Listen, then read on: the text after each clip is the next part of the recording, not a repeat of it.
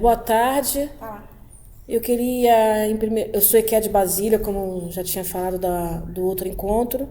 Eu queria agradecer a todos que nos deram um retorno, que compartilharam e que curtiram o nosso trabalho anterior. Hoje nós temos mais uma companheira junto com a gente, que é a Bia é ECAD, né, e psicóloga também. É a Força Jovem chegando. E quem mais quiser chegar também pode chegar, vai ser muito interessante isso. O tema de hoje é depressão. Eu peguei uns dados, eu vou falar rapidinho sobre os dados para poder passar para as companheiras. Né? Então, eu vou te dar um dados e uma descrição feita pela OMS, Organização Mundial da Saúde. Né? Então, ela diz assim: depressão é uma doença psiquiátrica crônica que gera tristeza profunda, perda de interesse, ausência de ânimo e oscilações de humor.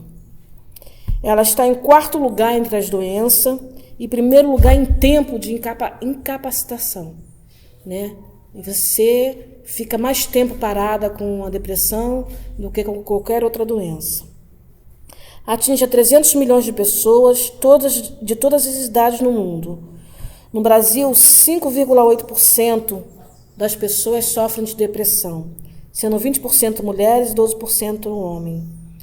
Isso não quer dizer que a pessoa é louca, que é irresponsável ou preguiçosa. 1 a cada 5 pessoas no mundo apresenta esses sintomas.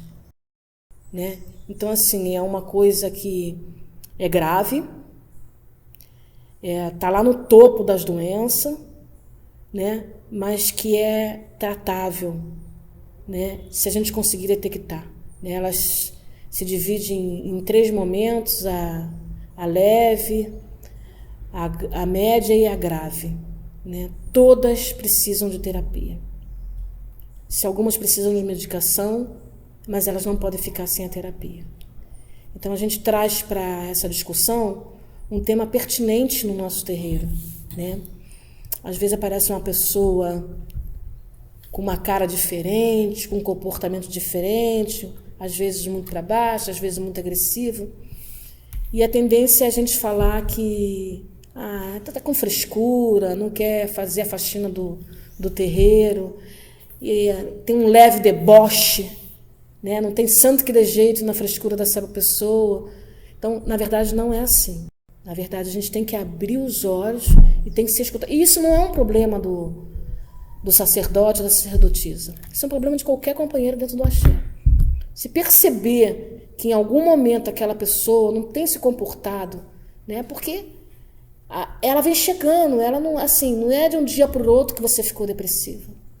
Né? Em todo momento da tua vida você vai dando sinais dessa depressão. Aparece com uma característica de um transtorno, uma coisa leve, e vai se juntando até quando a pessoa não aguenta mais e explode. E aí, às vezes, comete até um suicídio. Né? Então, assim, uma depressão não é frescura, é uma doença, e uma das doenças mais graves que a gente tem atualmente. É chamada a doença do século. Né?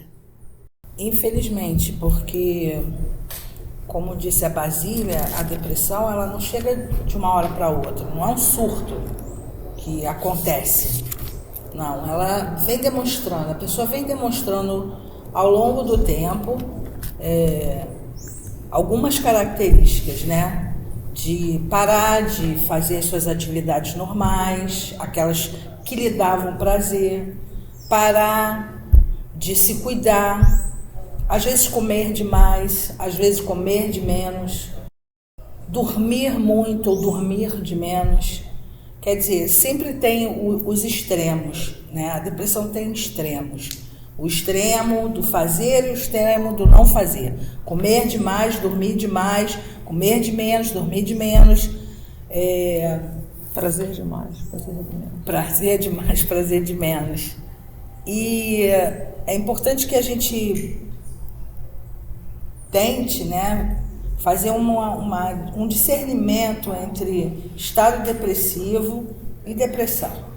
Depressão, doença mental grave, que leva ao suicídio. Estado depressivo é esse estado de desânimo, é a perda do emprego, é a perda do marido, da esposa, do companheiro, do filho, enfim, de alguém que se queria muito bem, ou, né, que estava muito próximo. São as nossas perdas do dia a dia, né? A gente se vê impotente diante de uma série de situações.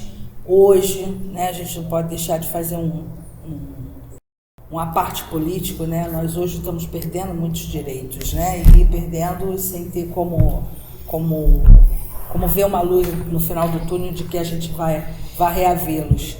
Mas, enfim, essas perdas que a gente vai tendo, quando você perde o emprego, você perde uma série de outras coisas, uma série de outras possibilidades, né? Você às vezes tem que deixar de estudar, você às vezes tem que deixar de fazer uma atividade física que você fazia sempre, mas que você hoje não pode mais pagar, sabe? Aquela coisa que você gostava de comer que você não pode mais comer, porque você não pode mais comprar, e por aí vai. Então todas essas perdas vão se acumulando e a gente vai vendo que a gente não tem como lidar com elas.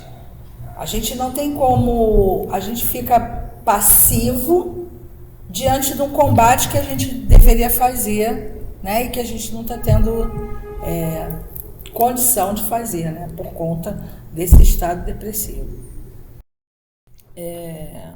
Pegando o seu gancho, né? Às vezes a expectativa muito grande em um projeto ou em uma coisa, né, uma busca, ou até mesmo de um emprego, né? Eu sei de casos de pessoas que estavam com uma expectativa muito grande e aí a coisa não aconteceu da forma como estava se encaminhando e aí a pessoa entra nesse estado depressivo, né? E fica, né? Perde assim o ânimo, perde a vivacidade, perde até o sentido de viver, né? E aí, que lugar é esse que essa pessoa vai, né? E o que ela encontra nesse momento que faz eco lá atrás na infância dela? Porque a depressão, o processo depressivo é em função de algumas perdas, né? Mas se de repente isso se agrava, aonde que esse eco encontra lá na infância, na primeira infância dessa pessoa, né? E vai trazer essa pessoa para ou ela procurar uma ajuda terapêutica e conseguir sair desse estado depressivo e entender, né, ou realizar que isso pode mudar, pode levar um tempo, mas pode mudar, ou o inverso, né? Ela aprofundar, mergulhar nessa depressão mesmo, que ela não vai sair nunca mais, né? E que ela vai tomar remédio, que ela vai fazer vários tratamentos, porém, de repente, esse eco é tão grande, né? Esse plasma agarrou tanto, né? Desse processo, desse momento depressivo, agarrou tanto nessa coisa lá de trás, que ela não consegue, né? E aí a gente quer discutir, quer achar, a gente não vai achar soluções, né? Vai achar caminhos, né? Para que as pessoas possam identificar e a gente pode tentar ajudar, né? O nosso papel é esse, é tentar ajudar, iluminar. Eu digo que ser psicólogo é iluminar caminhos para que as pessoas decidam se ela quer ir por esse caminho, por essa travessa, por essa ruela, enfim, achar um caminho que ela possa sair desse estado depressivo e não entrar na depressão propriamente dita, da depressão profunda, do remédio, né, de repente da internação, e que vai levar lá ao fatal, que é às vezes o suicídio, né? E aí assim, a dor dessa pessoa é tão grande que ela vai buscar terminar com essa dor, e esse terminar às vezes é indo contra a própria vida, né? Porque ela já perdeu tudo, perdeu todo o sentido, perdeu toda a expectativa, né? Tudo que uma pessoa pode ter dentro dela para viver, ela perde, né? Mas a nossa intenção, o nosso papel enquanto profissional, né, é de ajudar a essa pessoa, a partir do momento que ela queira, né, ou que alguém que está junto dela identifique que ela está com sintomas X, Y, Z, ou que a pessoa está muito diferente do que ela era. Mas o que aconteceu? Pô, vamos procurar e tal, procurar uma ajuda terapêutica, procurar um profissional. E o nosso papel, nesse momento, seria de iluminar esse caminho para essa pessoa. Ó, você não está com depressão, você está num processo depressivo, né? Você está ainda, isso tem saída, você não está no fundo do poço, vamos sair desse momento aí, né? E a gente vai tentando impulsionar essa pessoa para isso, né? Então, assim, a nossa conversa é nesse sentido. E assim, é um iluminar o caminho, acho que não só em dois sentidos, mas assim, os que me fizeram pensar, né, essa ideia do não só fazer com que esse sujeito consiga enxergar novamente possibilidades, porque diante de um quadro depressivo esse sujeito meio que perde, né, fica muito turva essa capacidade de conseguir enxergar possibilidades. E aí o iluminar o caminho está em torno disso, mas também de orientar, né? Porque assim, hoje, mesmo com toda a comunicação, meios que a gente tem aí de informação, ainda tem muita gente que não sabe o que fazer diante de um quadro como esse, né? Até mesmo falando da questão do nosso contexto, né, de axé, o zelador de santo muitas das vezes vai acabar fazendo mesmo esse papel de orientador, porque ele está ali muito diretamente, às vezes essa pessoa tem essa confiança, então é importante que ele possa se colocar nesse lugar de quem pode ouvir e também orientar, né, e encaminhar para isso que é o caminho da saúde, né, da orientação, que vai fazer com que esse sujeito realmente consiga se cuidar, consiga buscar o que de fato vai poder auxiliá-lo, porque se a gente for falar também do movimento, né, que essas pessoas acabam fazendo de se suicidarem, é um movimento muito assim diante de um estado onde o sujeito já não consegue mais verbalizar aquilo, né? Diante da impossibilidade de significar isso que está tão angustiante, ele usa o corpo como forma de expressão. Isso não é qualquer coisa, né? De fato aponta para um estado de grande desespero. Então a gente volta para essa ideia da importância do ouvir, né? Do acolher isso que o sujeito traz, como queixa, como dor, como qualquer coisa que o faça se ver nesse estado onde ele já não enxerga mais possibilidades, onde ele já não consegue fazer nenhum movimento, porque tudo parece que é como se todo caminho desembocasse no vazio, né? Ele está tão ali envolto ao desespero que ele já não consegue nem mais enxergar. Mesmo um pequeno progresso que ele faça no dia, como por exemplo, sei lá, no dia anterior ele não conseguiu fazer uma atividade que ele gosta e no dia seguinte ele consegue, mas aí mesmo esse movimento que é tão importante, que mesmo pequeno, parece pequeno, mas é tão importante, ele não vê como o mesmo valor, né? Não enxerga como algo positivo, como um movimento positivo. Então é isso, né? O nosso trabalho ele envolve realmente essa coisa do orientar, do possibilitar que esse sujeito volte a conseguir caminhar com as próprias pernas, né? Eu creio que nós estamos falando de depressão, mas quanto zeladora e psicóloga, né, eu acho que antes da depressão vem uma questão das pessoas terem um vazio muito grande existencial. Todos nós temos isso. Viver dói, né? Porque a gente vive sempre em busca do ideal.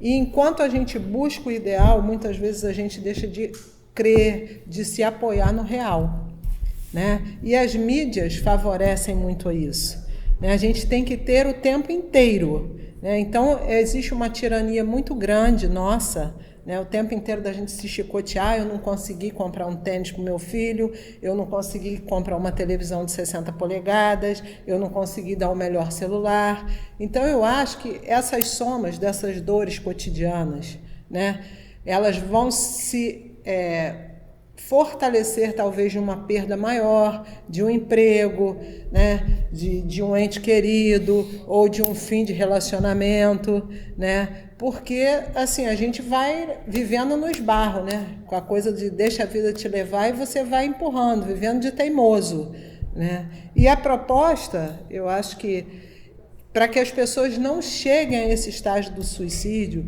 não cheguem ao estágio da depressão efetivamente, né? E que também não vistam essa camisa, não aceitem só vestir essa camisa de estado. Não, eu sou depressivo, né?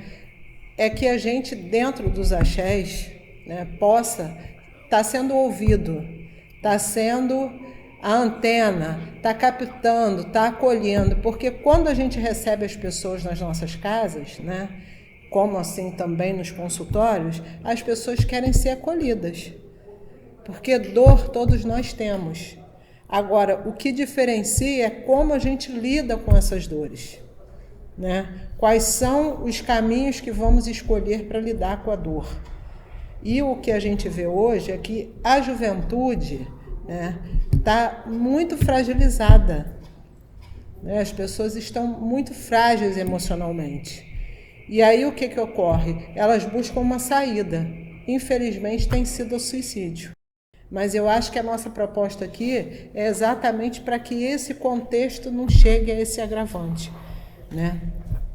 E que depressão é doença, mas é tratável. Só que é uma doença que a gente não pode mensurar. Diferente quando você amputa um membro, quando você tem uma dor, quando você tem uma doença física, porque isso você mensura, né? Tanto que agora que está se tendo uma luta para que os órgãos de saúde, o próprio INSS aceite isso, mas ainda é muito complicado, né? Você tem uma dor que você não tem como medir nem como radiografar, então o problema é teu, amigo. O que eu posso te fazer é te dar um remedinho para você ficar quietinho lá no teu lugar, e a gente entuba isso. E quem ouve? Quem escuta? Então, assim, depressão não é uma coisa que, acordei hoje, estou depressiva. Não, isso vai vindo, né? É aquele filtro que está com a gotinha, todo dia jorra uma gotinha ali no copo e uma hora transborda, né? Então, a proposta é que a gente consiga despertar nas pessoas o interesse de que a gente pode fazer, qual é o olhar que a gente pode ter, o que quanto ser humano, quanto amigo, quanto zelador, quanto profissional eu tenho feito com a escuta, né, com o acolhimento daquela pessoa que me parece ser diferente ou estar diferente naquele momento. Na verdade, uma das respostas que a gente obteve com o primeiro vídeo foi a questão de que mas então não adianta nada o que a gente está fazendo dentro do axé? Todos os nossos trabalhos, todas as nossas curas não servem de nada para isso? Serve muito, né? Se você faz um bori, a tua cabeça está mais forte para você lidar com esse problema, que é um problema que é externo, né? Se você faz uma limpeza, você está mais tranquila para receber uma ajuda e para demonstrar essa carência. Então, assim, nada do que a gente está fazendo aqui invalida a questão espiritual. E tudo que é feito na questão espiritual ajuda a questão científica, né? Então, assim, seria prepotência nossa dizer que não existe um suporte espiritual. Existe sim, ajuda sim, né? Te levanta sim, e te dá um discernimento para você perceber que você precisa de uma ajuda além da ajuda espiritual, né? Então, essa preocupação não existe entre nós, né? O que existe é a gente colocar clara uma coisa que vem de fora para dentro do terreiro. E que o terreiro tem que começar a tentar observar para isso. Nem tudo é uma carga negativa, nem tudo é um problema de feitura, nem tudo é isso, né? Isso também ajuda, mas nem tudo é isso, né? E nem achar que a mãe de santo ou o pai de santo tem um segredo da cura, né? Eles precisam tanto da ajuda quanto nós, né? É uma parceria, né? É uma parceria. Você não pode mais chegar dentro de um terreiro, nessa altura do campeonato, onde todo mundo está com um problema financeiro, todo mundo está com um problema de convivência familiar, né? Todo mundo está vendo suas crianças. A gente aqui que é de terreiro e somos a maioria negra, a gente está vendo o que a população negra está passando. Sabe, o massacre que é, o extermínio dos nossos jovens, né? Qual é a mãe que vai trabalhar e deixa o filho dentro de casa e não fica morrendo de medo de uma bala perdida ou de uma invasão de polícia, né? Tudo isso você carrega no dia a dia e que deságua dentro do terreiro, porque quando você entra naquela porta, as tuas armas caem. você acredita, e eu acredito nisso, que ali eu estou protegida, que ali eu posso ser a mãe medrosa, a EQED sensível. Eu acredito nisso tudo, né? Então, o que se pede não é que a gente fique ouvindo ladainha, como alguns gostam de falar, ou mimimi, como alguns gostam de dizer.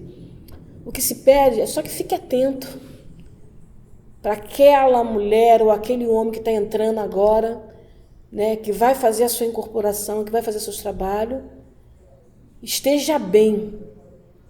100% curado, eu acho que não existe isso. Mas que ele esteja bem. Que aquilo que ele fez na semana passada, o Bori que ele deu na semana passada, contribui para que ele entre naquele axé forte, seguro, de que ali ele está protegido. É basicamente isso, não tem mistério, não é uma disputa. É uma integração de saberes, né? Se você está com um filho de santo que está com câncer, se tem um médico dentro daquele terreiro, não vai ter problema nenhum do médico sentar com ele e perguntar: você está se alimentando, você está fazendo isso, está fazendo aquilo. Não tem problema nenhum, assim como não tem problema nenhum a psicóloga do terreiro chegar e perguntar: tá tudo bem? Tá precisando de ajuda? Ó, eu tô aqui, se precisar de mim, me chama num canto que a gente conversa. Existem dados, né, que a depressão afeta 15% a 20% das mulheres e só 5 a 10% dos homens. Quer dizer, é uma doença muito própria de nós que, com toda essa nossa vida, que nós temos triplas, quádruplas funções no nosso dia, não é ao todo, não, é num dia só. A gente às vezes ocupa 4 papéis, 4 funções completamente diferentes. 2/3 dos que não fazem nenhum tipo de tratamento, 2/3 não fazem nenhum tipo de tratamento. 50% desses 2/3 dos que procuram um clínico geral não são diagnosticados corretamente. Como, não, o que você tem é problema de coração, vai no cardiologista. O que você tem é pressão alta, vai no cardiologista. O que você tem é obesidade, vai procurar uma nutricionista. Até porque tá comendo muito, você procura o clínico. Ele tem um ou estudo não tá físico. Sim. Isso. Só físico. E a maioria desses pacientes não tratados, por ninguém, nem de forma certa, nem de forma errada, são os que chegam a cometer o suicídio. E outro dado importante que a gente não pode deixar de falar é a questão das crianças e dos adolescentes. Porque a gente escuta que depressão é coisa de mulher velha, mulher que não tem o que fazer, mulher não sei o quê. Como é uma doença que afeta mais a nós do que aos homens, ficou caracterizado como se fosse só serve para nós. Homem não fica deprimido, porque o homem é macho, não sei o que, não sei o que lá, não sei o que lá. Então, a gente atentar para esse problema com crianças e com adolescentes seria o que você está falando da prevenção. Porque se a gente olha cedo para uma criança que traz, né, no seu comportamento diário uma série desses sintomas que são do transtorno depressivo, a gente não deixaria ela chegar a um jovem adolescente depressivo que de repente tenta suicídio ou faz uma outra coisa qualquer gravosa, né? Mas normalmente é a tentativa de suicídio. E a gente não olha. Criança não tem problema, criança está com a vida ganha, é o pai e a mãe que tem que trabalhar para botar comida, para dar roupa, para dar brinquedo. Qual o problema dele? Não receber o boneco não sei o que lá? Né? E não é bem assim. Menosprezo. Até porque hoje, como disse há um tempinho aí atrás, uns momentos atrás, que é de Brasília, a nossa família, né, está muito também desestruturada. Não é desestruturada porque não há uma figura bonitinha de papai, mamãe e os filhinhos, não. É desestruturadas por toda a sorte de coisas que vem acontecendo ao longo desse tempo em que a gente vem perdendo, né, uma série de direitos, uma série de possibilidades, né? O mundo viveu uma grande crise e o Brasil está vivendo uma grande crise. Sim. Então, quer dizer, isso vem acompanhando a gente aí e, obviamente, afetando as famílias. E as crianças, como têm estruturas que não têm entendimento, né, de toda essa avalanche de coisas, elas recebem isso porque ouvem as conversas, né?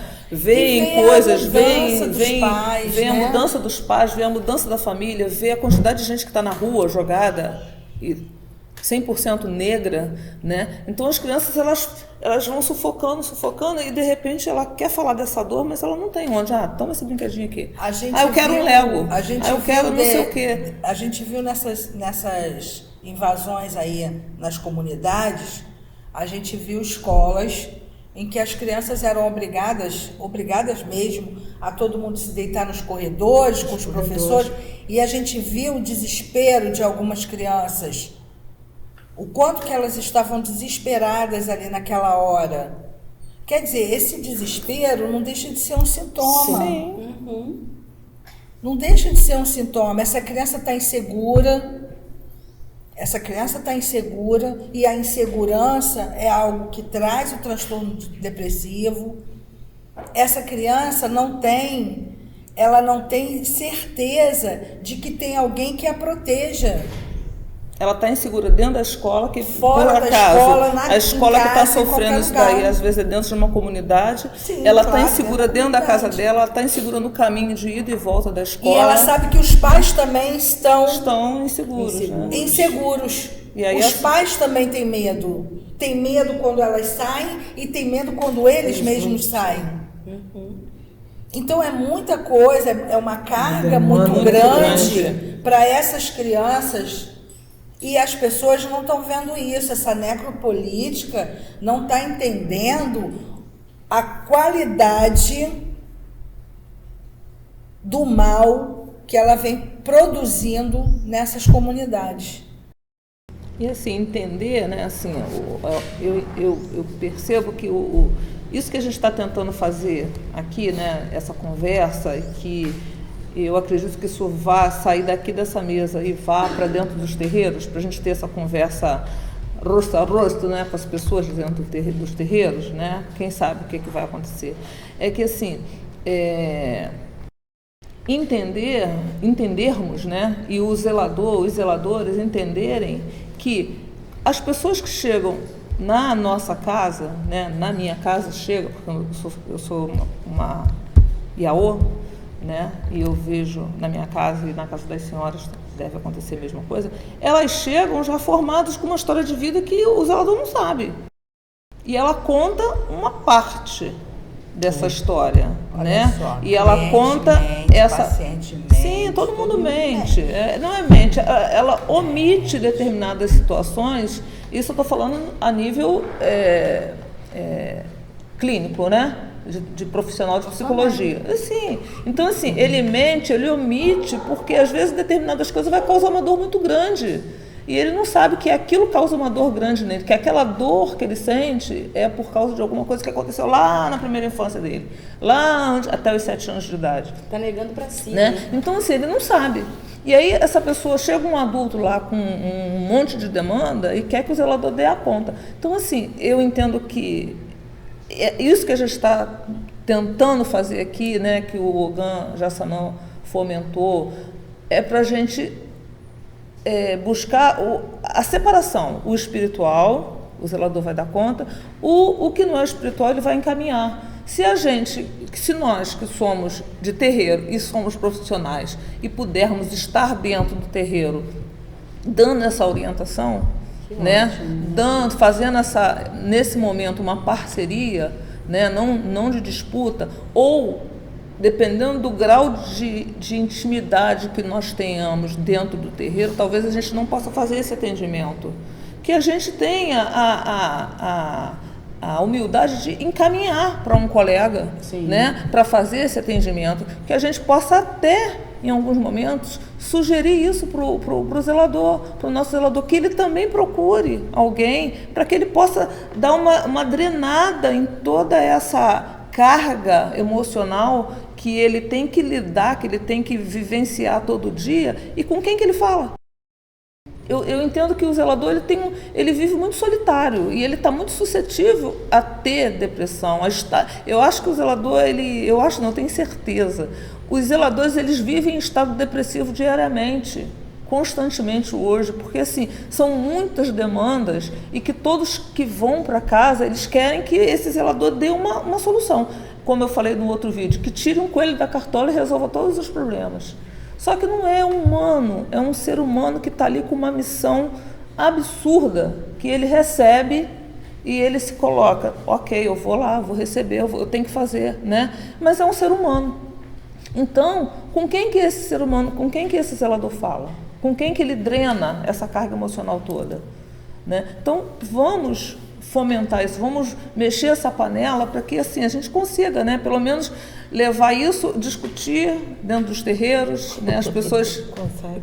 E fazer com que os zeladores consigam também refletir sobre isso, até para não acabar sem querer ocupando esse lugar de quem tem a solução. Sim, porque aí é que gera a expectativa. Exatamente. Né? Eu acho que eu tenho que resolver. Não. E aí, que não é da sua alçada, que é saúde. E ele não vai ter solução. E aí, quando ele vai amenizar a coisa, talvez aí dá uma possibilidade do sujeito conseguir se mover. Mas se o sujeito não fizer o movimento do caminho da saúde, ele vai continuar no mesmo lugar. E aí esse zelador vai se ver, então, na situação de caramba, eu não consegui resolver, né? Eu queria colocar que a gente não perca o foco, né, para as pessoas que estão nos ouvindo, que a gente não está ensinando nada a ninguém. Sim. Cada um na sua casa tem o seu limite, seu tempo, sua história. Só que a proposta é que nós nos vejamos simplesmente humanos. Isso. Passíveis também de sermos afetados, de adoecer e etc. e tal. Mas a verdade é a seguinte: nós precisamos dar limite, não é? Para que a gente não tenha um uso abusivo, porque as pessoas abusam também, são relações abusivas, tóxicas, né? Que as pessoas chegam e querem você o tempo inteiro. Mas isso é um outro questionamento, né? Eu penso que a gente, quanto profissional, tem que estar atento a que existe o lado espiritual e existe o lado clínico. Até onde eu posso ir, porque essa coisa de tempo inteiro também a gente está aqui falando que o zelador tem que encaminhar, o zelador tem... Não, o zelador não tem. Não tem. Esse papel não é do zelador. É interessante. É porque nós somos não psicólogos, então a gente tem essa visão de que nós temos essa facilidade de ter esse olhar, o que não tem que ser no geral. Verdade. Né? Claro. Mas, assim, que a gente tenha o cuidado primeiro com a nossa saúde. Perfeito. Né? Porque assim, você põe a tua cara na janela todo dia para alguém chegar ali e dar um tapinha. Né? E principalmente com o que a gente vende. Porque também existe uma confusão muito grande, porque durante muito tempo se vendeu a ideia de que no candomblé, de que na espiritualidade você soluciona tudo. Com certeza. Então, hoje a gente está nesse papel maçante, doloroso, de estar muito desgastado, porque as pessoas já vêm com esse ranço de que assim, o zelador de santo vai resolver. Porque isso foi vendido durante muito tempo, anos. Que a gente tinha todos os coelhinhos dentro da cartola, né, mãe? Com certeza. Então, hoje a gente tem que parar e refletir isso. Mas não quer dizer que nós estejamos aqui com a sabedoria absoluta, somos donas da razão, nada disso. Não. A gente está aberta para diálogo sempre. Né? Existem todos os saberes agregados e a gente está aqui para somar. Eu acho que a gente não pode perder esse foco, porque me preocupa muito com quem está ouvindo e como isso vai cair. né? Principalmente quando a gente mexe na estrutura de zelador, embora sejamos, mas isso melindra. E a gente não quer que ninguém se sinta melindrado, né? A gente só está falando do nosso papel, que a gente sabe como é difícil, como a gente vive no fio da navalha. Tá bom? Bom, a gente está terminando agora. Sempre é um bom papo, né? Sempre é bom nós estarmos juntos. Agora com a presença da Bia, nós somos muito parceira, viu, Bia? A gente está sempre querendo agregar mais pessoas. Então, a gente vai terminar agora nesse tema depressão. Mês que vem a gente vai pensar num tema. Já surgiu a sugestão de falar sobre a violência infantil, violência com criança e adolescente. Está explodindo uma série de coisas aí com as crianças, a gente precisa estar atento nisso.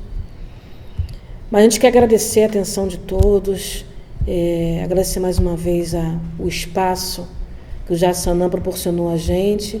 A gente não está querendo fazer milagre, a gente está querendo dividir com vocês, está querendo que vocês venham nos próximos encontros, que ajuda a gente ter um panorama do que está acontecendo em cada lugar, de temas.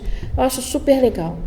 Quero agradecer e pedir para vocês ficarem atentos no próximo programa.